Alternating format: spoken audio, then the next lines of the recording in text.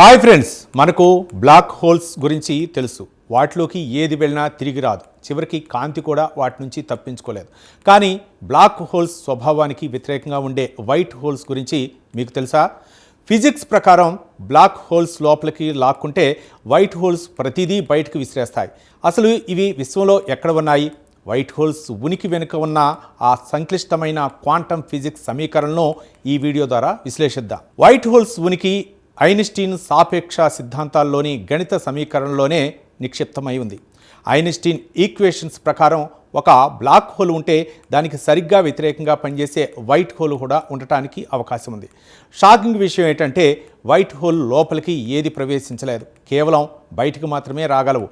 Quantum equations ప్రకారం big bang అనేది కూడా అక్షరాల ఒక భారీ వైట్ హోల్ పేలుడు అయి ఉండవచ్చునని శాస్త్రవేత్తలు అంచనా వేస్తున్నారు. అసలు బ్లాక్ హోల్స్కి వైట్ హోల్స్కి మధ్య ఉన్న సంబంధం ఏంటి?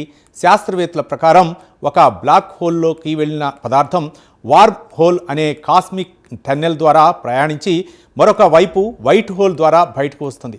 ఆసక్తికరమైన విషయం ఏమిటంటే దీని ద్వారా కోట్లాది కాంతి సంవత్సరాల దూరాన్ని క్షణాల్లో దాటవచ్చు. ఇది మన భవిష్యత్ తరాల అంతరిక్ష ప్రయాణాలకు ఒక గేట్వే కాబోతోంది. నిజానికి ఇప్పటి వరకు మనం ఒక్క వైట్ హోల్ని కూడా కంటితో చూడలేదు.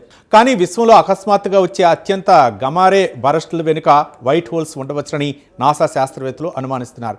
తాజా ఆస్ట్రోఫిజికల్ డేటా ప్రకారం కొన్ని నక్షత్రాల మరణం తర్వాత అవి బ్లాక్ హోల్స్గా కాకుండా వైట్ హోల్స్గా మారే అవకాశం ఉందని థియరిటికల్ ఫిజిక్స్ చెబుతోంది. నిజానికి వైట్ హోల్స్ అనేవి అంతరిక్షంలోని అంతు చెక్కని ప్రశ్నలకు ఒక మెరిసే సమాధానం. బ్లాక్ హోల్స్లో మాయమైన కాలం ఇక్కడ మళ్ళీ పుడుతుందా అనే ప్రశ్న శాస్త్రవేత్తల్ని ఆలోచింపజేస్తోంది. చూశారు కదా ఫ్రెండ్స్, అంతరిక్షంలో ఇలాంటి వైట్ హోల్స్ నిజంగానే ఉంటాయని మీరు నమ్ముతున్నారా?